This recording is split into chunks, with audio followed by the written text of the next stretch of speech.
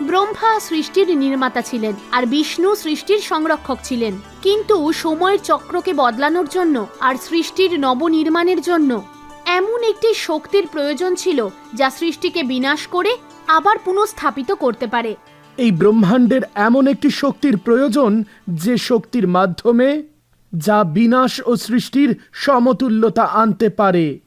এই দুর্জয় ভূমিকা কে পালন করবে? বাস্তবে ব্রহ্মাণ্ডের এমন শক্তির প্রয়োজনীয়তা আছে যা সময়, বিনাশ ও পুনর্জীবনের চক্র চালাতে পারে, এমন এক শক্তি যা আমাদের চেয়েও বড়। সেই সময় ব্রহ্মা এবং বিষ্ণু সেই বিষয় নিয়ে আলোচনা করছিলেন। ঠিক তখনই তাদের সামনে এক চমৎকার আলোক স্তম্ভ প্রকট হলো, যা ঝগমগ করছিল। পৃথিবীর গভীর থেকে আকাশ পর্যন্ত ছুঁয়েছিল সেই আলোক স্তম্ভ। তার কোনো দিক নির্ধারণ করা যাচ্ছিল না।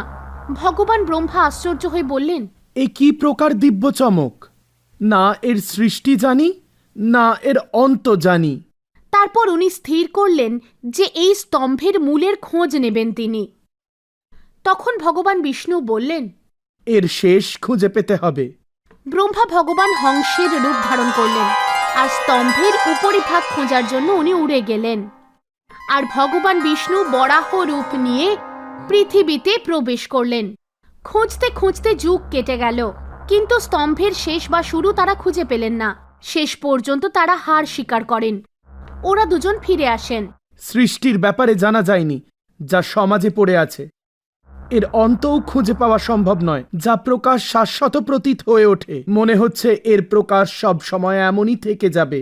তখনই ভগবান শিব সেখানে তার সবচেয়ে প্রাচীন, দিব্য আর শক্তিশালী রূপে প্রকট হন। ওনার আওয়াজে সম্পূর্ণ ব্রহ্মাণ্ড যেন কেঁপে উঠল। ভগবান বললেন, আমি শিব, সংহার ও কায়াকল্প করতে এসেছি। আমি অনন্ত নিরাকার ও কালাতীত। আমি ভারসাম্য বজায় রাখতে ব্রহ্মাণ্ডীয় চেতনা থেকে উৎপন্ন হয়েছি। ভগবান ব্রহ্মা উত্তর দিলেন, আমি আপনারই প্রতীক্ষা করছিলাম। আপনাকে স্বাগত। ব্রহ্মাণ্ড চক্রের তৃতীয় ও গুরুত্বপূর্ণ জায়গা। ভগবান শিবের সঙ্গে যুক্ত হয়ে আমরা সৃজন, সংরক্ষণ ও বিনাশের ভারসাম্য বজায় রাখব।